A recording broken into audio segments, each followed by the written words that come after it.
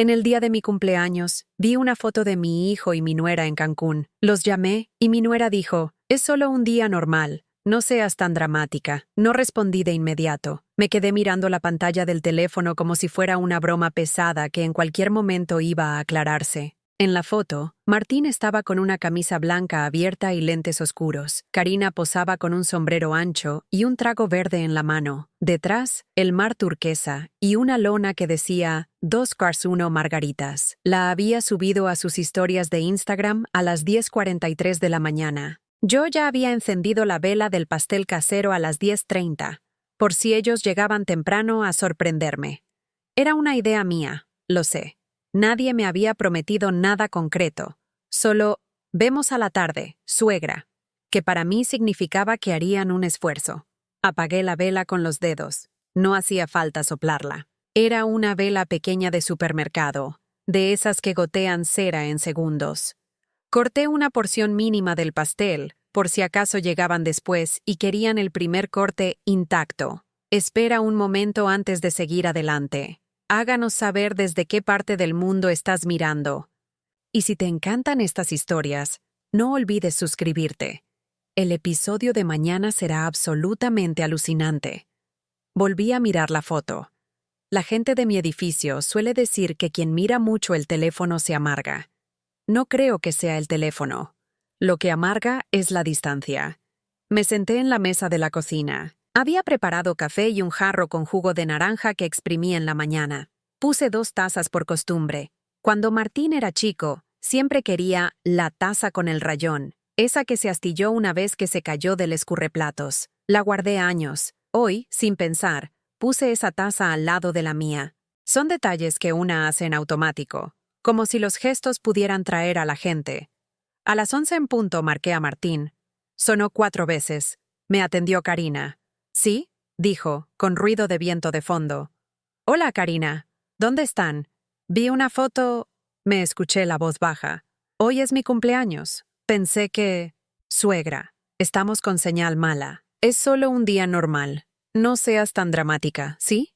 Después hablamos, cortó. Todas las palabras entraron, pero ninguna encontró dónde acomodarse. Me quedé con el celular en la mano. Desde la ventana del lavadero vi el patio interno, ropa de los vecinos, una cuerda con sábanas, un gato durmiendo en una maceta rota. La señora Alicia del 3B tendía camisetas y hablaba sola. A mí me gusta mirar el patio cuando no sé qué sentir. Es como ver una película lenta donde nada pasa, pero el tiempo sí. Volví a sentarme. El café ya estaba frío. Abrí WhatsApp por costumbre. Tenía mensajes de Rosa, mi vecina de al lado. Doña Elena, si necesita algo, golpee la pared. Mensajes del grupo de la parroquia. Feliz cumpleaños, Elena, Dios la bendiga. La hermana Marta siempre manda audio, nunca texto. Hoy había mandado un texto breve con un emoji de torta. Lo agradecí. Son cosas pequeñas que sostienen. A las 12 menos cuarto, toqué el mantel con las puntas de los dedos. Era el mantel de flores que Martín odiaba cuando era adolescente porque decía que parecía casa de abuela. Ahora soy abuela en el mantel, pero no en la vida. Él y Karina, todavía no, porque hay proyectos, no hay tiempo. Los niños son caros. Yo no discuto. Uno aprende a no discutir para no perder lo poco que tiene cerca. Hice una videollamada más, esta vez a Martín. No atendió. La foto de perfil era ellos dos en otra playa, del año pasado. Busqué la foto vieja que tengo en el portarretratos de la sala. Martín con 9 años, sonriendo sin dientes al lado de la bici usada que conseguimos a plazos. Me acuerdo que ese día le prometí que nunca le iba a faltar nada. Cumplí como pude. Si eso fue bueno o malo, hoy no lo tengo claro. A la 1 golpearon la puerta. Era Rosa con una caja de galletas. Feliz cumpleaños, Elena.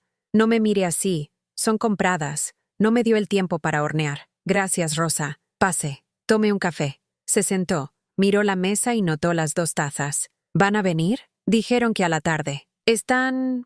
de paseo. Ajá, hizo Rosa, y bajó la mirada. No le gusta meterse, pero se le nota todo en la cara. Tomamos café y hablamos de cosas sueltas. El precio de la verdura, la gotera del pasillo, una señora nueva que se mudó con 3 perritos.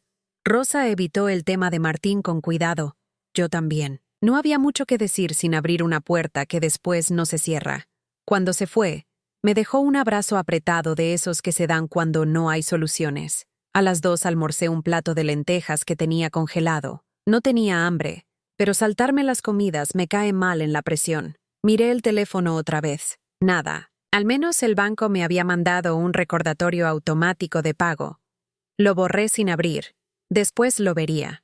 A las 3, para no quedarme sentada mirando la pared, empecé a barrer. El departamento es chico. En 15 minutos barrí todo. Luego pasé un trapo. Luego ordené un cajón de la cocina que ya estaba ordenado. Son cosas que se hacen cuando una necesita llenar las horas con algo que no duela. En el cuarto, sobre la cómoda, está el altarcito con la Virgen. Una vez Martín se rió de eso y dijo que era anticuado. A mí me hace bien prender una velita. Hoy no la prendí. Me pareció que pedir no tenía sentido. No porque no crea. Porque a veces no quiero pedir nada. Solo quiero que suene el timbre. A las 4 me llamó mi hermana, Lidia. «Feliz cumpleaños, hermana. ¿Cómo estás?» «Bien. ¿Vas a hacer algo?» «Hice un pastel». «¿Viene Martín?» «Dijo que a la tarde». ¿Quieres que vaya yo?» «No, Lidia. Si venís, después se arma lío. Ya sabes cómo es Karina con vos. No tengo miedo de esa muchacha. No es por miedo. Es para que no me digan que lleno la casa sin avisar. Te entiendo. Te llamo a la noche». Corté y me puse a pelar papas, como si fueran a venir 10 personas. Pelé 4. Las dejé en agua con sal. Guardé 2 en la heladera. Herví las otras 2 y las hice puré, que a Martín le gusta con mucho queso. Hice una milanesa con el último paquete que tenía en el freezer. No la freí. La dejé preparada en harina y huevo, lista para tirar al aceite si sonaba el timbre. A las 5 miré televisión. Un programa de recetas donde todo sale perfecto. Después pasaron un segmento de viajes. Casualidad o no, mostraron playas del Caribe. Cambié de canal. Me quedé en la repetición de una novela vieja. En un corte, me levanté a ver otra vez el teléfono. Ningún mensaje de Martín. Nada de Karina. Solo un feliz de una vecina del edificio que ni siquiera sé cómo tiene mi número. Contesté con un corazón por educación. A las 6:15 me llegó un audio de la hermana Marta. «Elena, que hoy reciba cariño y paz». Lo escuché 2 veces. Después de eso, dejé el celular con el volumen alto por si acaso. Fui al baño, me puse perfume del barato y me cambié la blusa. Me miré al espejo. Los años no perdonan, pero el espejo tampoco ayuda si una se para demasiado. Me hice una cola baja. Me dije, si llegan, que me vean bien. A las 7, apagué la televisión. El pasillo estaba silencioso. De vez en cuando se escuchaba el ascensor del edificio. Cada vez que se detenía en mi piso, el corazón me saltaba. No era mi puerta. A las 7:30 prendí la luz del comedor, como si encender la casa llamara a la gente. A las 8, Rosa golpeó la pared con los nudillos, la clave que tenemos entre las 2 para preguntar, ¿todo bien? Golpeé de vuelta. Sí. No quise abrir. No quería llorar delante de nadie. A las 8:30 me rendí. Fui a la cocina, guardé el puré en un tupper, pasé la milanesa a un plato y la metí en la heladera. Envolví el pastel con film y lo dejé en la bandeja superior. Le puse un papelito. «Feliz cumpleaños, Elena». Me lo puse a mí. No sé por qué. Quizás porque necesitaba que alguien lo dijera. El celular vibró. Era una notificación de la historia que había subido Karina.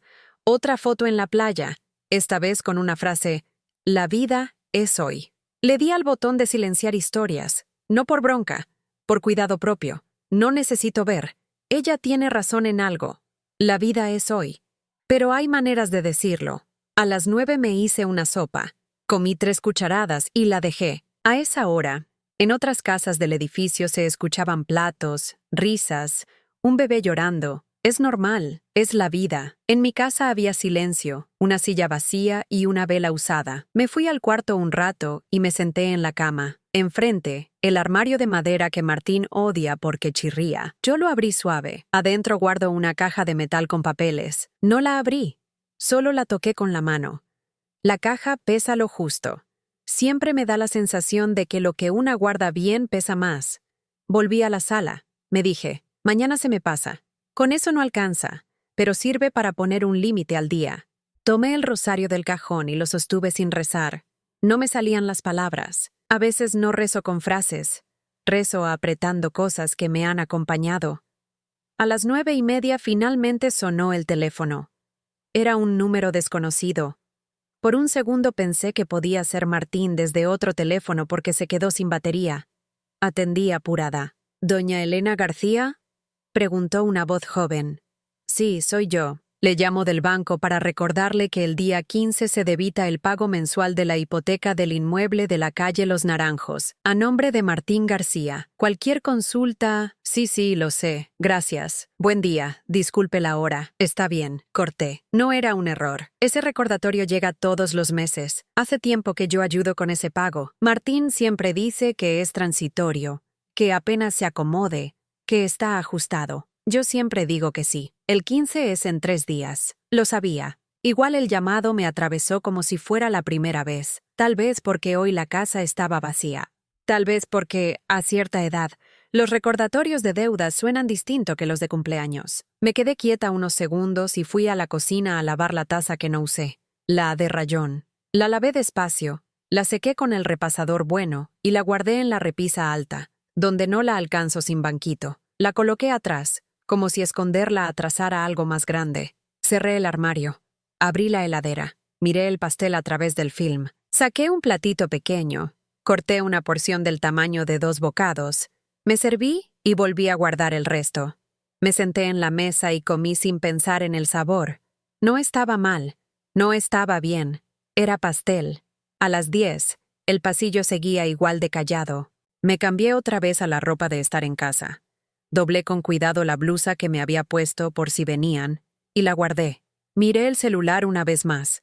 Nada de Martín, nada de Karina. Había un mensaje de Lidia con un corazón y un «te quiero».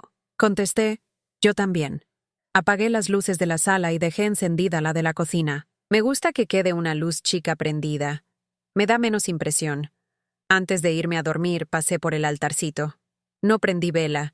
Apoyé 2 dedos en la mesa y dije en voz baja, que mañana sea un día normal. De verdad. Apagué la luz de la cocina, pero el celular vibró otra vez. Lo miré casi por costumbre. Era el mismo número del banco con un SMS automático. Recuerde, débito hipoteca 15. Lo eliminé. Me fui a la cama.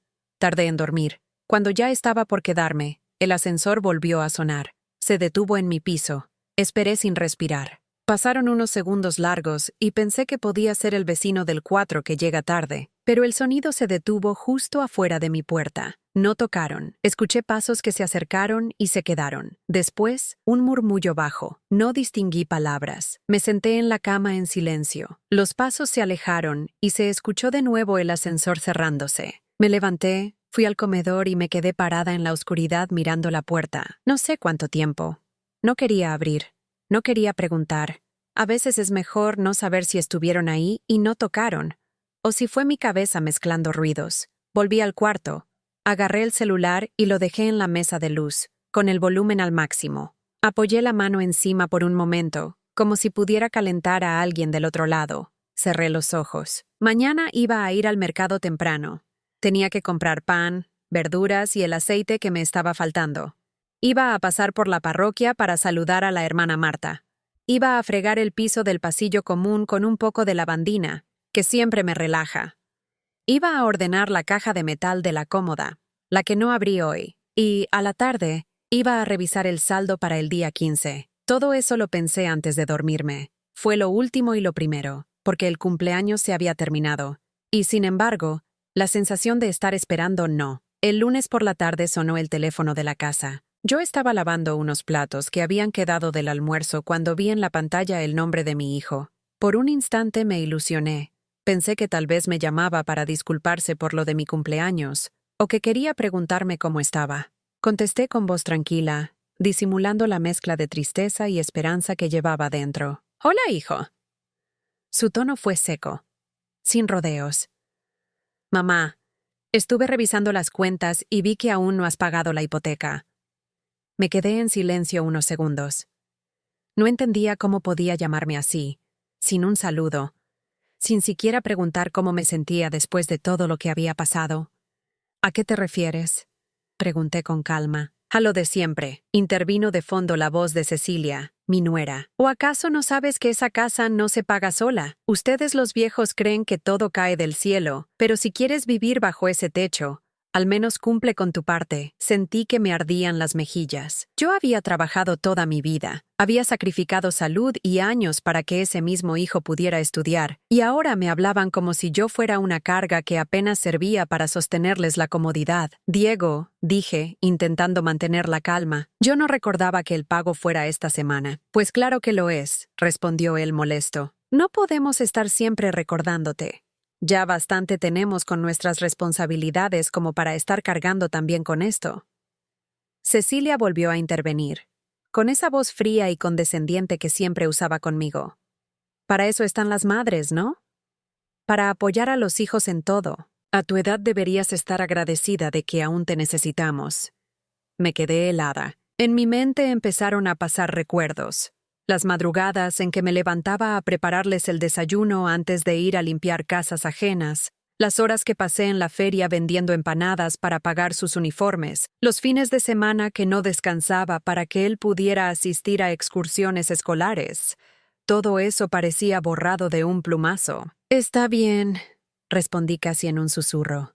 Voy a hacer el pago. Del otro lado de la línea no escuché un gracias, ni un gesto de reconocimiento. Solo un seco. Más te vale, mamá. No queremos problemas con el banco. Colgaron y me quedé con el teléfono en la mano, sintiendo un nudo en la garganta. Me apoyé en la mesa de la cocina y respiré hondo. No lloré en ese momento, pero dentro de mí algo se quebró. Esa misma tarde fui al cajón donde guardaba algunos documentos. Allí, bien envueltos en una carpeta de plástico azul, estaban los papeles de la casa. Nadie más en la familia sabía que yo era la única titular, que los años de sacrificio habían sido también para asegurarme un lugar donde envejecer tranquila. Nunca se los conté porque pensaba que no era necesario, que con el tiempo ellos valorarían por sí solos todo lo que había hecho. Qué equivocada estaba. Al día siguiente fui al mercado como de costumbre. Las vecinas me saludaban, algunas con curiosidad, otras con ese tono lastimoso que no soporto. Una de ellas, doña Rosa, me dijo mientras elegía tomates: ¿Y tus hijos, doña Teresa? Hace rato que no los veo por aquí. Me encogí de hombros. Están ocupados, ya sabes, con sus cosas. Ella asintió, pero en su mirada noté la sospecha de que algo andaba mal. En un barrio como el nuestro, los problemas familiares siempre terminan siendo conversación de esquina. Esa noche, sola en la cocina, pensé en la llamada de Diego. No era la primera vez que me pedían dinero, pero nunca había sentido tanto desprecio en sus palabras. Era como si ya no me vieran como madre, sino como una especie de cajero automático que debía estar disponible cada vez que ellos necesitaban resolver un problema. Abrí la agenda donde anotaba los pagos y calculé mis gastos. El dinero que guardaba apenas me alcanzaba para mantener la casa, comprar comida y cubrir mis medicamentos. Pagar la hipoteca de ellos significaba quedarme con lo justo para sobrevivir. Aún así, lo haría. No por ellos, sino porque en ese momento no quería problemas mayores. Mientras hacía cuentas, recordé la expresión de Cecilia en la última reunión familiar. Esa sonrisa altiva, esa forma de mirarme de arriba a abajo como si yo no mereciera estar en su mesa. Y recordé también cómo Diego, en vez de defenderme, se quedó callado, dándole la razón en todo. Me dolía más la indiferencia de mi hijo que las palabras hirientes de mi nuera. Él, a quien cargué en brazos con fiebre cuando no teníamos dinero para un médico privado. Él, a quien acompañé a cada examen, a cada entrevista, a cada paso importante de su vida. Ahora me hablaba como si yo fuera una carga incómoda. A la mañana siguiente fui al banco. Caminé despacio, con el sobre en la cartera donde guardaba lo necesario para cubrir el pago. La cajera me atendió con amabilidad, sin saber que ese dinero representaba no solo un sacrificio económico, sino también un recordatorio de cuánto me habían reducido mis propios hijos. Al salir del banco me encontré con don Manuel, un viejo conocido del barrio que trabajaba como abogado. Me saludó con cariño y, al verme cansada, insistió en invitarme un café en la cafetería de la esquina. Conversamos un rato, y aunque yo no le conté nada concreto, él me dijo algo que se me quedó grabado. Doña Teresa, uno nunca termina de conocer a los hijos. Pero no olvide que la ley siempre protege al que sabe esperar en silencio. No entendí del todo sus palabras en ese momento, pero me hicieron pensar. Guardé su tarjeta en mi cartera. sin saber aún cuánto la iba a necesitar. Esa noche, al volver a casa, me senté frente al altar donde tengo la imagen de la Virgen que me acompaña desde hace años. Encendí una vela y recé en silencio. No pedí dinero ni soluciones rápidas. Solo pedí fuerza para soportar lo que estaba viviendo. Cuando terminé, miré la mesa de la cocina. Sobre ella, todavía estaba el recibo del banco. Lo observé un buen rato. Era la prueba de que había cumplido otra vez con mis obligaciones, mientras ellos seguían disfrutando de su vida sin reconocer nada. Me acosté tarde, pero no pude dormir.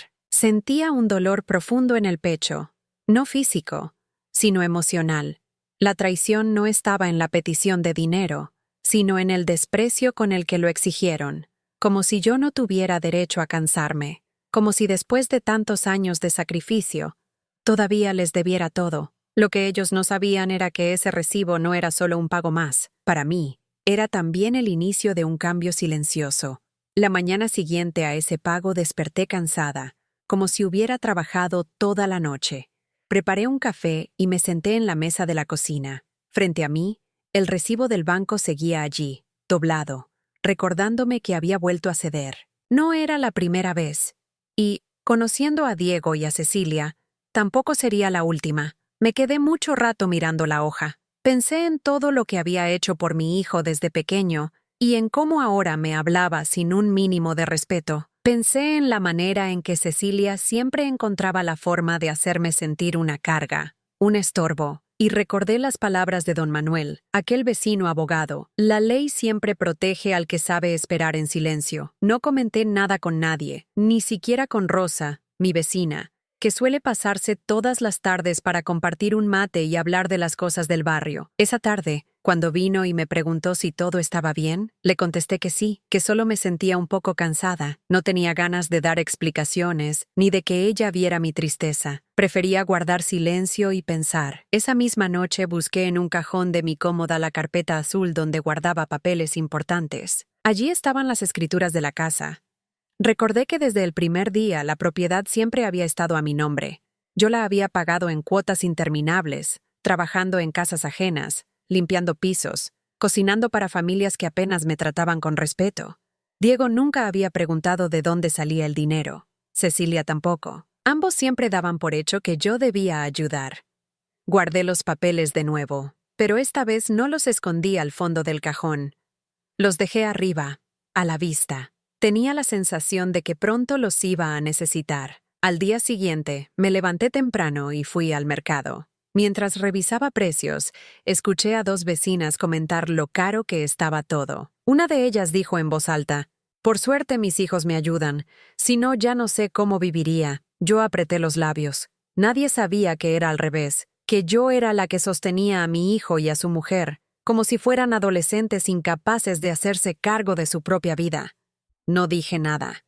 Compré lo justo y regresé a casa. Por la tarde recibí un mensaje de Diego. «Mamá, recuerda que en 2 semanas hay que adelantar un pago extra. El banco nos lo exige». Ni siquiera preguntó si yo tenía dinero. Era una orden disfrazada de recordatorio. Contesté con un simple «sí», para no discutir. Esa noche casi no dormí. Pensaba en cómo me habían convertido en la persona que resuelve todo, sin derecho a decir que no. Y entonces me acordé otra vez de don Manuel. Al día siguiente busqué su tarjeta en la cartera y lo llamé. «Doña Teresa, claro que la recuerdo», me dijo. «¿Quiere pasar por mi oficina?»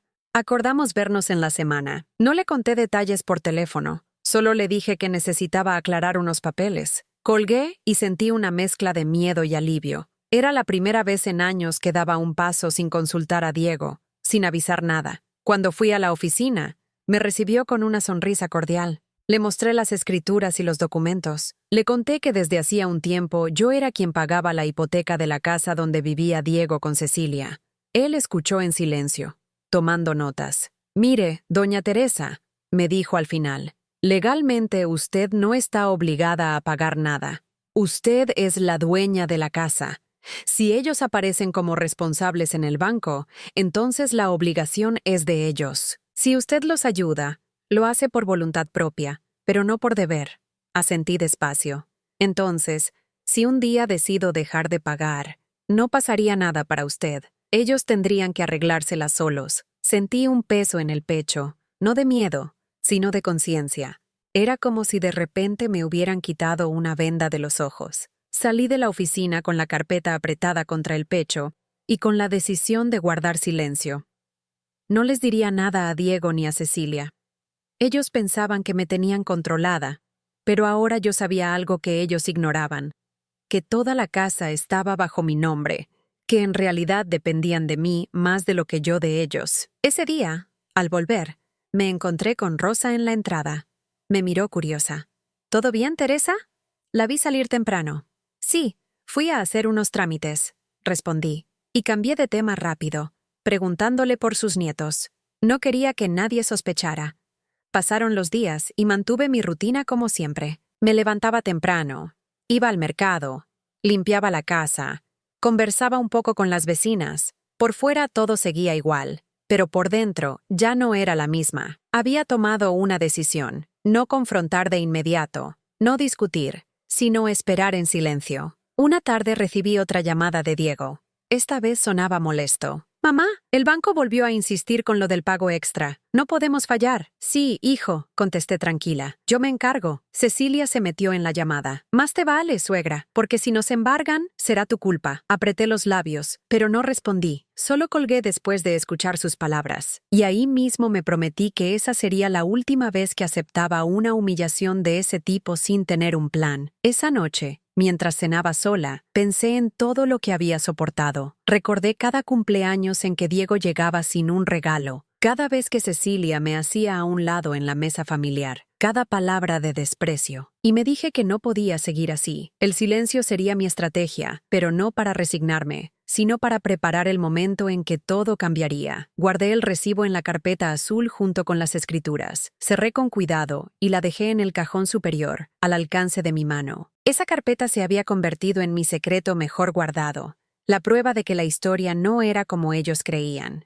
Esa noche dormí mejor, no porque mis problemas hubieran desaparecido, sino porque por primera vez sentí que tenía una salida. El silencio ya no era resignación, era estrategia. El domingo siguiente recibí una llamada de Diego. Era mediodía y yo estaba preparando un guiso sencillo para el almuerzo. Contesté con las manos aún húmedas por haber lavado las verduras. «Mamá, hoy vamos a hacer una comida en casa. Ven a las 3». No fue una invitación, fue una orden. Como si yo fuera parte del mobiliario que debía estar allí para completar la escena familiar. Dudé un momento, pero terminé aceptando. No quería que después dijeran que yo era la que evitaba el contacto. Me arreglé con lo mejor que tenía. Una blusa color crema y una falda oscura. Caminé despacio hasta la parada del colectivo. El calor era fuerte, pero llegué a tiempo. Durante el trayecto, repasaba en mi cabeza lo que había hablado con el abogado, la carpeta azul y la decisión de guardar silencio. Esa comida familiar podía ser la oportunidad de observarlos mejor. Cuando llegué,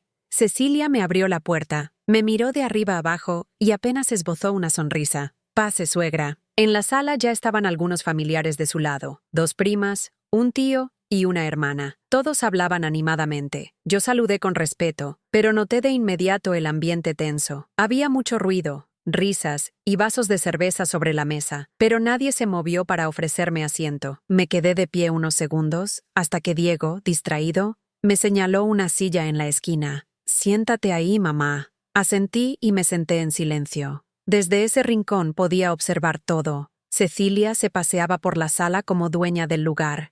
Daba órdenes a las primas, servía copas y se aseguraba de que todos estuvieran cómodos. Todos menos yo. A la hora de servir la comida, pusieron los platos en la mesa principal. Había pollo al horno, ensaladas, arroz y bebidas. Cada quien se servía con confianza. Yo esperé. Cuando ya casi no quedaba pollo, alguien dejó un plato pequeño frente a mí, con un trozo de ala reseca y un poco de arroz. Nadie me miró. Nadie preguntó si quería algo más. Me lo comí despacio, con la garganta apretada. El ruido de las risas ajenas me parecía más fuerte que nunca. En un momento, la hermana de Cecilia comentó: «Qué suerte que ustedes tienen esta casa tan grande. Hoy en día es imposible mantener algo así». Cecilia aprovechó la ocasión. «Sí, pero cuesta mucho. Y más cuando hay que hacerse cargo de», me miró directamente, «personas que no aportan». Todos guardaron silencio unos segundos. Sentí que la sangre me hervía. Diego estaba justo al lado de ella, Podría haber dicho algo, pero no abrió la boca. Se limitó a beber de su vaso. No entiendo, dijo una de las primas. ¿Quién no aporta? Mi suegra, respondió Cecilia sin dudar. Vive aquí como una reina, pero a la hora de ayudar de verdad, no sirve. Me quedé helada. El plato de arroz frente a mí temblaba porque mis manos no podían sostener la cuchara. Cecilia, dije con voz baja. Yo siempre he ayudado. Ella soltó una risa breve y amarga. ¿Ayudar? ¿Con qué? Si fuera por usted, ya estaríamos en la calle. Diego carraspeó, pero no intervino. El silencio de él me dolió más que las palabras de ella. No es justo lo que dices, me atreví a responder. Yo pago más de lo que ustedes creen. ¿Ah, sí? Replicó Cecilia, cruzándose de brazos. Entonces explíquenos por qué el banco sigue llamando cada mes. Si usted realmente hiciera algo, ya no tendríamos que estar rogando prórrogas. Sentí todas las miradas encima de mí. Me hervían los ojos, pero no iba a llorar delante de ellos. Guardé silencio. Mire, suegra, continuó Cecilia. Se lo voy a decir de una vez. Usted aquí sobra. Ya es hora de que piense en ir a un asilo.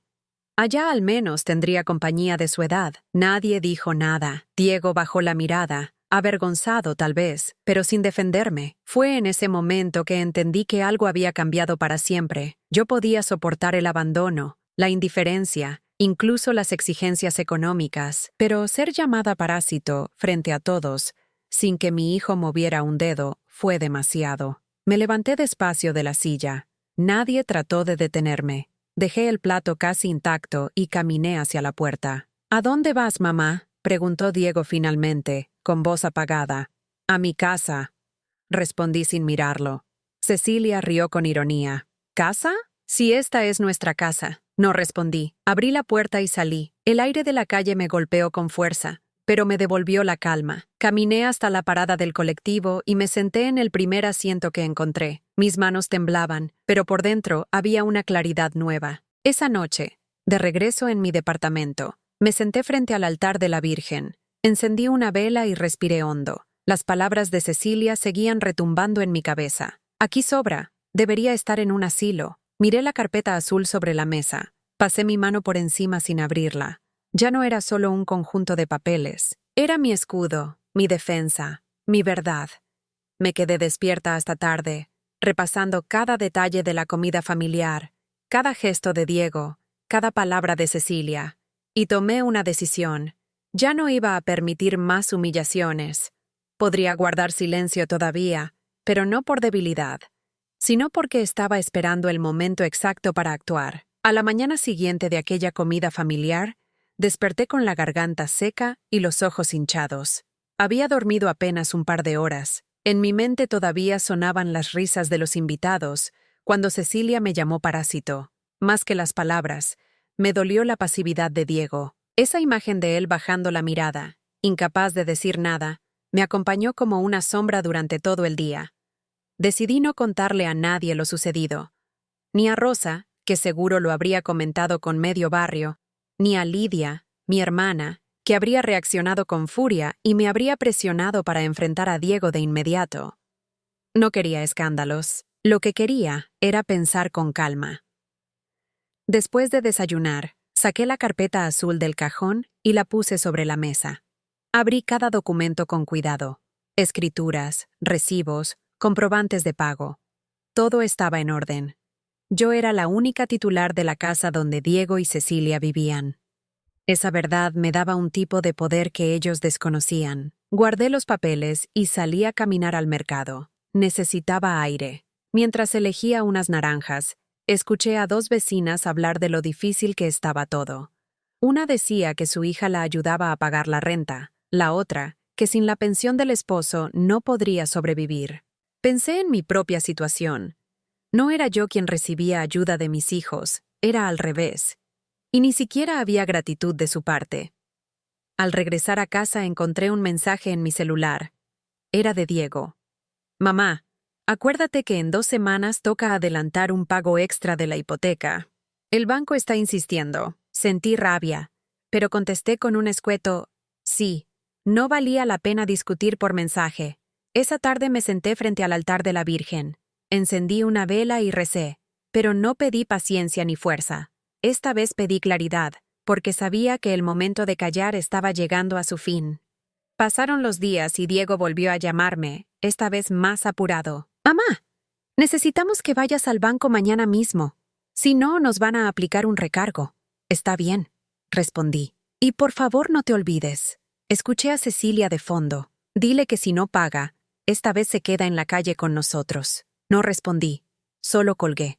Esa noche, mientras cenaba un poco de sopa, recordé las palabras de don Manuel, el abogado. La ley siempre protege al que sabe esperar en silencio. Y entendí que había esperado lo suficiente. Al día siguiente fui a su oficina con la carpeta azul bajo el brazo. Me recibió con la misma cordialidad de siempre. Le mostré de nuevo las escrituras y le conté lo que había sucedido en la comida familiar. «Don Manuel», dije con voz firme, «necesito dejar las cosas claras. Quiero que quede asentado legalmente que esta casa es mía y que si mi hijo y su esposa no cumplen con ciertas condiciones, deberán marcharse». Él asintió despacio. «Eso se puede hacer. Usted es la propietaria, doña Teresa. Podemos preparar un documento para que quede constancia de que la casa le pertenece y que cualquier ocupación debe estar bajo su consentimiento». «Hágalo», le pedí. «Pero por ahora no quiero que ellos lo sepan». «Entiendo», respondió. «¿Desea también que preparemos un poder para que pueda tomar decisiones rápidas en caso de conflicto?» «Sí, hágalo todo». Salí de la oficina con una sensación extraña, como si me hubiera quitado un peso de encima. Tenía miedo, claro, pero también un alivio profundo. Ya no era la mujer que soportaba humillaciones en silencio. Los días siguientes actué con normalidad. Fui al mercado, hablé con Rosa, asistí a la parroquia. Nadie sospechaba nada. Diego me llamaba cada tanto para dar instrucciones y yo asentía, no discutía. Una tarde, mientras lavaba ropa, recibí otra llamada de Cecilia. «Suegra, ¿sabe qué estaba pensando?», dijo con tono sarcástico. «Que a lo mejor nos conviene vender la casa y mudarnos a un lugar mejor. Usted podría ir a un asilo, y con lo que saquemos, Diego y yo podríamos comprar algo más grande». Respiré hondo para no gritar. «No me parece buena idea», contesté seca. «Ay, claro», replicó. «Siempre con su egoísmo». Colgó sin despedirse. Yo me quedé temblando, pero también segura de que mi decisión de ver al abogado había sido correcta. Una semana después, don Manuel me llamó para avisarme que todo estaba listo. Tenía en sus manos un documento firmado y certificado que dejaba constancia de que la casa era exclusivamente mía. Nadie podía sacarme de allí, y si yo quería, podía exigir legalmente que Diego y Cecilia se marcharan. Guardé el sobre con los papeles en mi cómoda. Esa noche dormí más tranquila. Por primera vez en mucho tiempo sentí que tenía el control. El giro llegó unos días después. Diego apareció en mi casa nervioso. Traía la corbata torcida y hablaba rápido. «Mamá, necesito que firmes unos papeles para el banco. Es solo un trámite, nada importante». Me mostró unas hojas impresas. Reconocí de inmediato que no eran simples formularios. Era una autorización para que él y Cecilia pudieran hipotecar la casa a su nombre. Lo miré a los ojos. «¿Quieres que firme esto?» «Sí, mamá. Es solo para asegurar el crédito. Si no, vamos a tener problemas». En ese momento entendí todo. No solo querían mi dinero, también querían arrebatarme lo único que era mío. No dije nada. Le pedí que dejara los papeles y que volveríamos a hablar. Guardé el sobre en el cajón junto con la carpeta azul. Esa noche encendí otra vela en el altar. Esta vez no recé con la misma desesperación. Lo hice con calma, porque sabía que el final de esta historia se estaba acercando, y no sería yo quien terminara perdiendo. El verdadero giro no estaba en los insultos ni en las humillaciones. Estaba en que ellos pensaban que yo era débil, cuando en realidad era yo la dueña de todo, y pronto lo iban a descubrir. Guardé los papeles que Diego me había traído en el mismo cajón donde descansaba la carpeta azul. Esa noche no pude dormir. Me daba vueltas en la cabeza la idea de que mi propio hijo pretendiera que yo firmara un documento para hipotecar la casa a su nombre. Era la confirmación de lo que había sospechado durante meses. No solo querían mi dinero, querían también dejarme sin el único techo que había logrado asegurar con tantos años de sacrificio. Al día siguiente, Me levanté temprano y fui directo a la oficina de don Manuel. Llevaba el sobre bajo el brazo. Cuando entré, él me recibió con un gesto serio, como si ya supiera lo que iba a decirle. Don Manuel, mire esto, le dije, entregándole los papeles que Diego me había dejado. Él los revisó con calma, moviendo la cabeza. Esto no es un simple trámite, doña Teresa. Esto es una cesión de derechos. Si usted firma aquí, la casa pasaría a nombre de su hijo y de su nuera. Me mordí el labio inferior. No estaba sorprendida, pero escuchar la confirmación en boca de un abogado me dolió como un golpe directo al estómago. ¿Y si no firmo? Pregunté. No pasa nada. Usted sigue siendo la única dueña. Pero por lo que me cuenta, ellos van a seguir presionándola. Me quedé en silencio unos segundos. Luego respiré hondo. Entonces es hora de que se enteren de la verdad. Don Manuel me miró fijo. ¿Estás segura? Más que nunca, respondí. Esperé a que pasaran unos días. No contesté los mensajes de Diego con la misma rapidez de siempre. Cecilia incluso me llamó 2 veces, impaciente, pero yo solo respondí que estaba ocupada. Guardaba silencio a propósito, dejando que la ansiedad creciera de su lado. El domingo por la tarde, me presenté en la casa de ellos con un sobre grande bajo el brazo. Diego abrió la puerta sorprendido.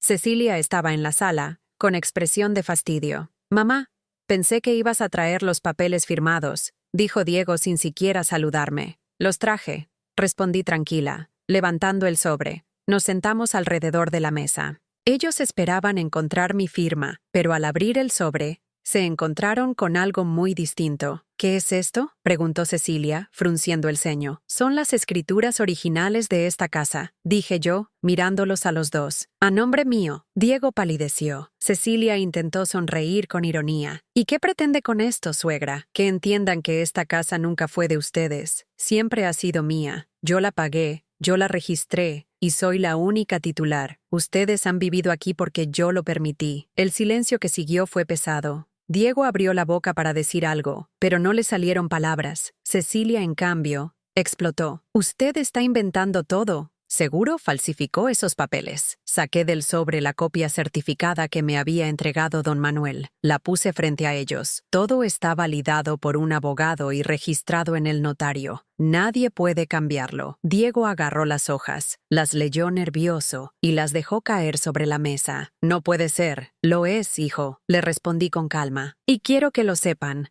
Desde ahora no pagaré ni un centavo más de la hipoteca que ustedes contrajeron a mis espaldas». Cecilia me miró con rabia. «Entonces nos quiere dejar en la calle, ¿no?» «No. Ustedes se lo han buscado solos.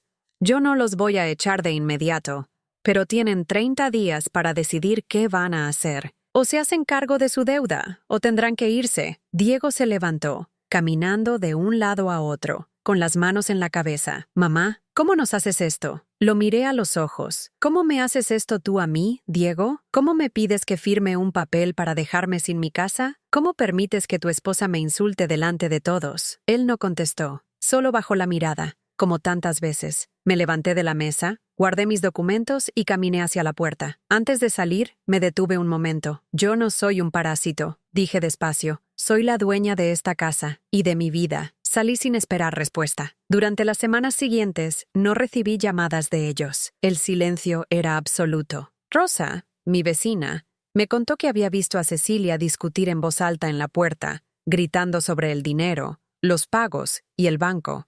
Diego parecía cada vez más agotado. Yo, en cambio, me sentía ligera.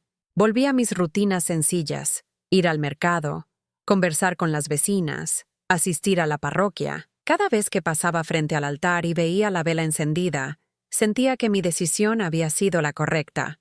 Un viernes, Diego apareció en mi puerta.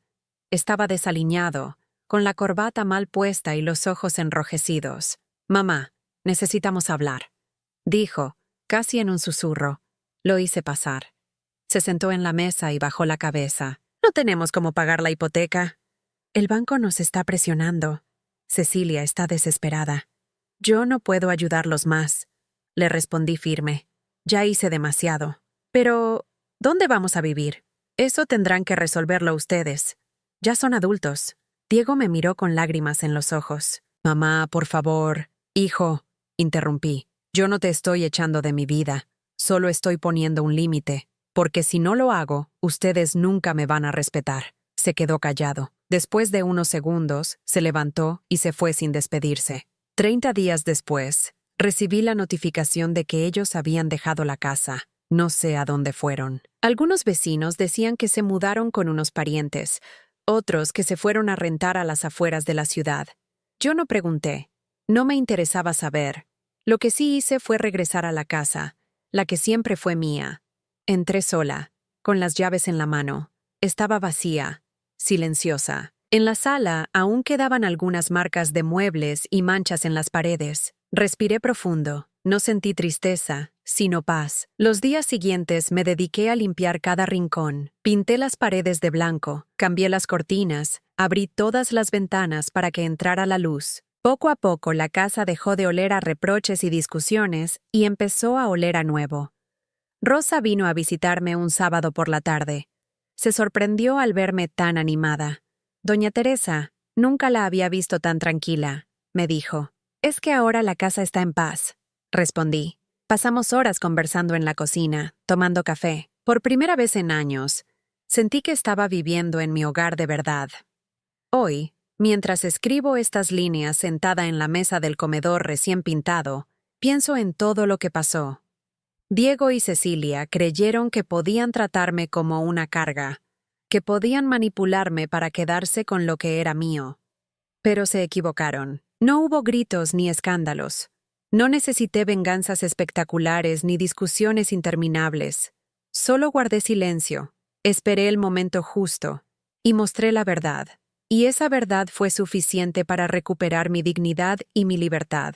Ahora vivo tranquila, rodeada de mis recuerdos, sin depender de nadie. La casa, mi casa, es el símbolo de todo lo que soporté, pero también de todo lo que logré. Diego y Cecilia tendrán que enfrentar las consecuencias de sus actos. Yo, en cambio, ya no cargo con la humillación. He recuperado lo que siempre me perteneció, mi lugar, mi respeto y mi paz.